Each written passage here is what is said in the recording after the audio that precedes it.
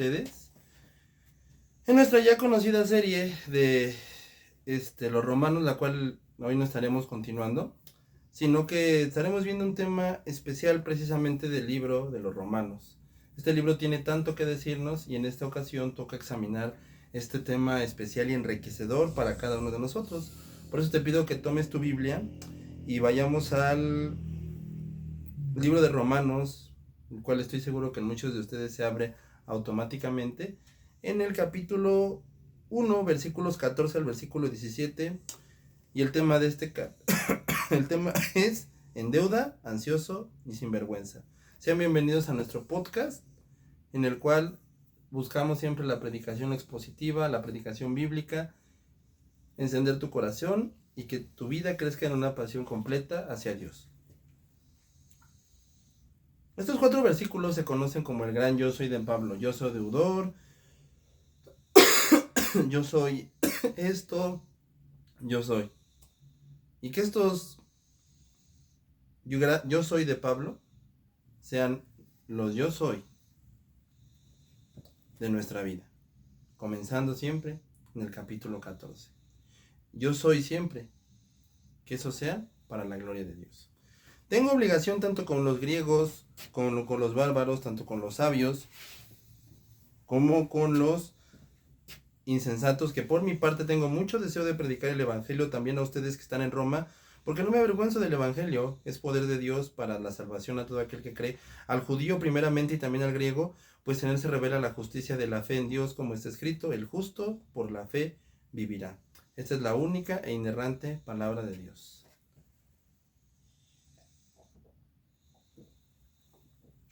Si yo el día de hoy te preguntara ¿cuál es tu mayor necesidad? ¿Cuál sería tu respuesta? La mayor necesidad que el día de hoy tenemos es que el evangelio haga su obra. Nuestra mayor necesidad no es un liderazgo político en México, ni que nos cambien a la doctora Sheinbaum, ni que Trump deje de gobernar Estados Unidos, ni mucho menos otro gobernante. Nuestra mayor necesidad no es frenar la recesión en México. Nuestra mayor necesidad no es que deje de haber fans de Andrés Manuel López Obrador, o que haya defensores de Andrés Manuel López Obrador. Nuestra mayor necesidad no es que la doctora Sheinbaum deje la presidencia, o que idolatremos a la doctora Sheinbaum. Nuestra mayor necesidad tampoco es detener la homosexualidad. Nuestra mayor necesidad mucho menos es ponerle fin a la maldad o al narcotráfico, porque sabemos que son cosas que no se van a acabar. La mayor necesidad que tenemos día con día es que el evangelio de Dios haga su obra. Esa es la necesidad que todos los días nosotros tenemos. Eso es lo que a ti y a mí nos debe de atañar para que nosotros busquemos. Esto lo enseñó Pablo, porque Pablo quería ir a Roma, no para ser un espectador ni para protestar en contra de los abusos humanistas del César. Él no quería ir a Roma para decir, ahorita voy a echarme un tiro con los estoicos y voy a ganarles con palabras rebuscadas para que sepan que Jesucristo es el Señor. No. Él tampoco llegó a hacer palacios a destruir el palacio del César. Pablo estaba decidido a ir a Roma, no para boicotear el Coliseo, ni a cerrarlo, ni a ponerse con una pancarta Cristo los ama, arrepiéntense, no. Pablo estaba decidido a ir a Roma para predicar el evangelio del Señor Jesucristo y poner el evangelio en el mercado de las ideas y ver cómo el evangelio saca del agua todas las demás filosofías o ideologías. Y es muy extraño que Pablo quisiera ir a Roma porque Roma era una ciudad turística en Europa. Hoy en día lo llamarían el cementerio de los misioneros. Cicerón lo llamó un pozo negro. Otro filósofo se refirió a Roma como una cloaca sucia en la que se inundan los frenos del imperio. Y Roma era en realidad un pecado con esteroides, era un semillero de la lujuria, de la prostitución, de la homosexualidad y del lesbianismo. Estaba llena de adoración a dioses griegos y a todo tipo de idolatría, y allí es exactamente donde el apóstol Pablo pretende llegar. Él quería que su luz brillara en el lugar más oscuro. Roma estaba llena de orgullo, de arrogancia y poder. Sin embargo, era en Roma donde Pablo anhelaba hacer del evangelio el tema del día. Él no buscaba un lugar fácil para servir al Señor. Él no buscaba absolutamente nada de eso. Él simplemente buscaba predicar el Evangelio. Por eso es que al mirar estos versículos el día de hoy, debemos darle cuenta de que el lugar estratégico del Señor que se nos ha dado en este caso es CDMX y el Estado de México. Porque llegar con este Evangelio en este país o incluso en Estados Unidos es un efecto dominó por todas las partes de la nación, en todos los medios de comunicación. Y si pudiéramos nosotros llegar a todos lados con el Evangelio, hacia tierras lejanas, es que entonces entenderíamos lo que el apóstol Pablo quiso decir. No me avergüenzo del Evangelio. Pablo no es como los disque evangelistas del día de hoy que de sus 3-4 paredes no salen y a predicar un evangelio tan más falso y absurdo que no es el que Cristo predicó. Por eso es que estos grandes yo soy de Pablo necesitan ser grabados en nuestros corazones. En primer lugar, Pablo nos dice, estoy obligado. Estoy bajo obligación. Lo primero que se destacan son estas dos primeras palabras, yo soy, como si dijera ahora mismo, en este momento, en este tiempo presente. No dice, espero estar obligado. Tal vez estaré obligado. Él dice, ahora estoy obligado. Y aquí es donde Pablo vive las 24 horas del día, los 7 días de la semana. Este es su estilo de vida, su visión cristiana del mundo. Si así lo deseas es, estoy bajo obligación. Significa que él vive bajo un estado de obligación constante. ¿Y qué significa estar bajo obligación? Podría traducirse como soy un deudor. Es, por ejemplo, si tú me das un billete de 100 pesos a guardar y me dices, pero dáselo al profesor X de enfermería. Y yo digo, está bien, pero no lo doy, sino que aquí me lo guardo en mi saco, aquí.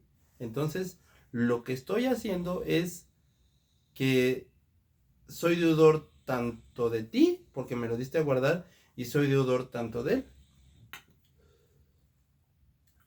¿Por qué? Porque tú me lo diste y no se lo he dado a quien debe de llegar ese dinero, y por lo tanto le debo a todos. Pablo está pensando en lo que se refiere al Evangelio, porque mientras el Evangelio permanezca en mi bolsillo, estoy obligado y en deuda con esa persona tan perdida que necesita el Evangelio de Jesucristo. Y esa palabra bajo obligación es una palabra muy fuerte que significa que Pablo estoy obligado, estoy comprometido. Hay una necesidad divina que se le ha impuesto a Pablo y él no puede excusarse de esta obligación. Él especifica que esta obligación se debe tanto a los griegos como a los bárbaros. Los griegos fueron aquellos que fueron criados en el nivel más alto de la cultura griega.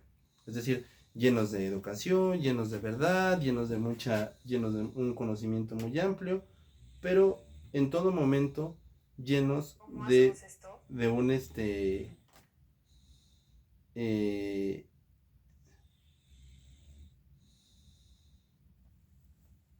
en todo momento llenos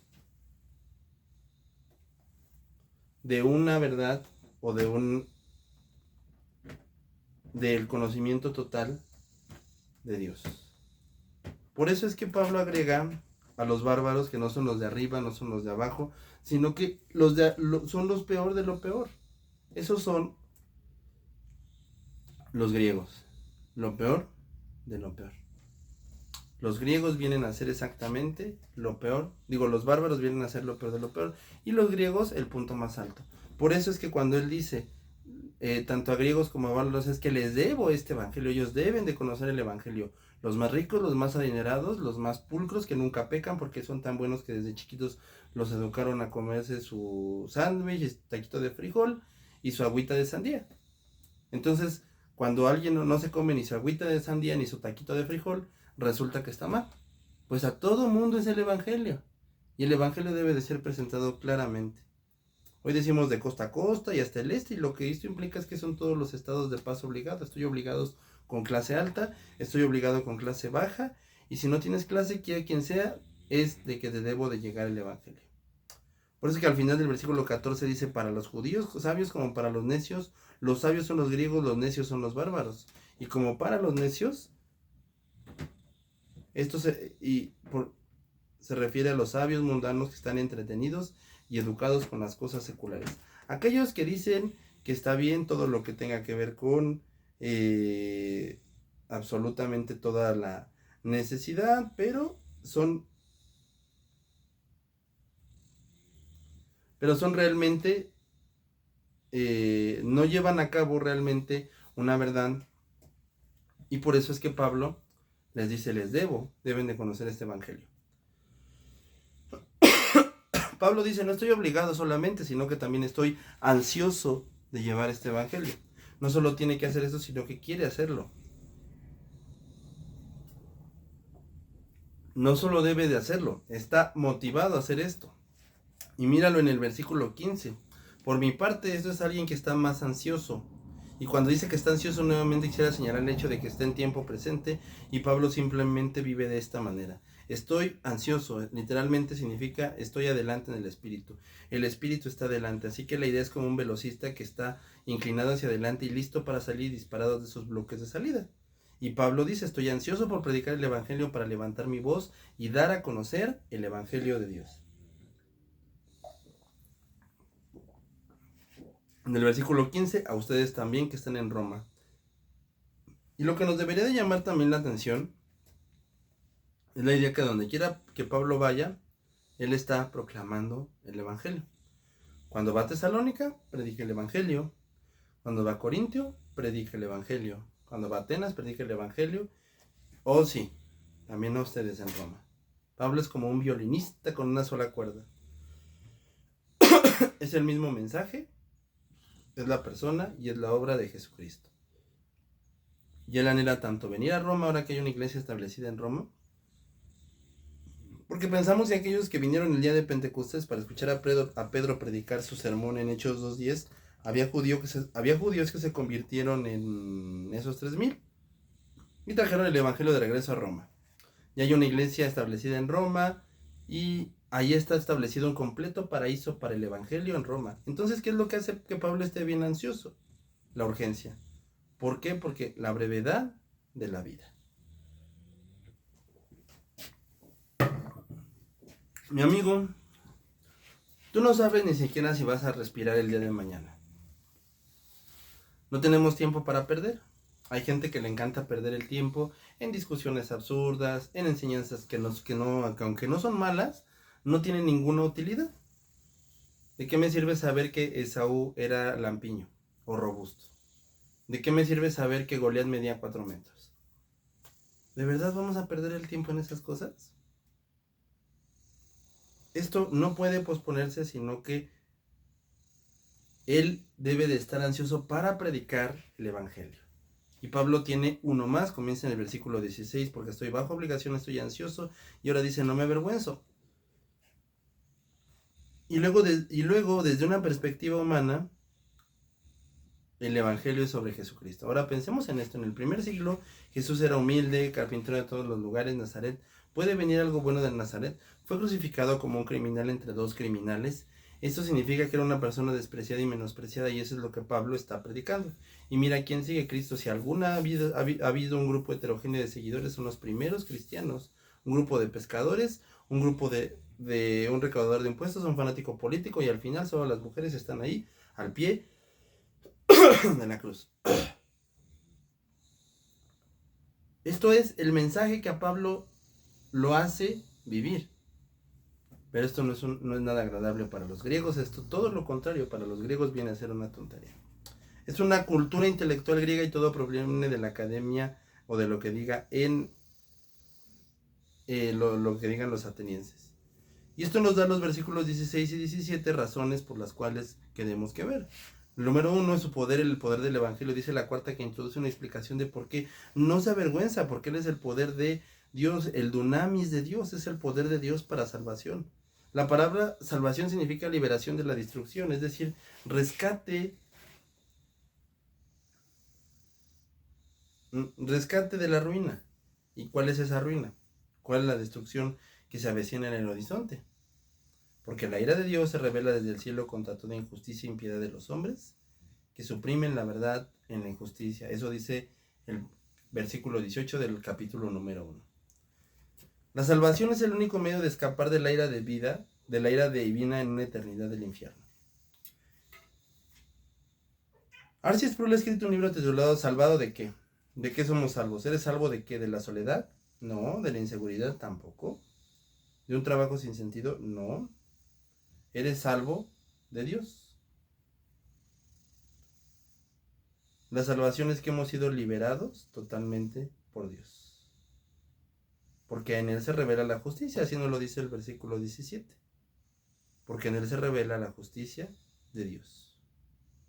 Necesitamos que esta deuda sea completamente cancelada y luego la riqueza de la justicia de Cristo sea depositada en nuestra cuenta. Esa es la justicia que tenemos cuando creemos en Jesucristo, y esa es la doctrina de la justificación, que somos salvos solo por fe, solo por gracia, a través de la fe solo en Cristo, y solo esta justicia se deposita en nuestra cuenta, y esta justicia es la que nos viste desde la coronilla hasta los plantas de los pies, y solo el Evangelio de Cristo puede darnos una justicia positiva. Como Isaías dice, nuestra justicia es lo que hemos tratado de producir, es lo que hemos tratado de hacer con nuestras obras, pero sin embargo no es lo que Dios manda, no es lo que realmente estamos demostrando con nuestra vida, y cualquier bondad que intentemos conseguir para negociar con Dios ahora no es válida, sino que tenemos que creer en que Jesucristo es nuestra única y verdadera justicia. A lo largo de los siglos hemos entendido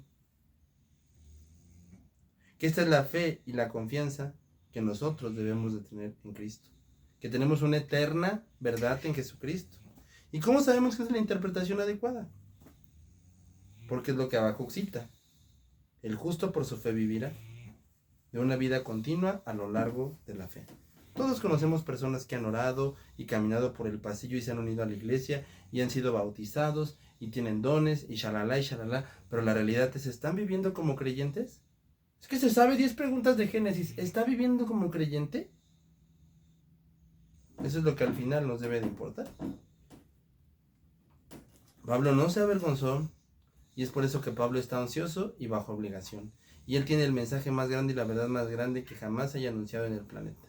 Donde quiera que Dios te coloque en este mundo, ya sea como taquero, ya sea como maestro de escuela, ya sea como un médico, ya sea como un enfermero, donde quiera, nosotros tenemos un trabajo principal, un negocio principal, y ese es difundir el Evangelio.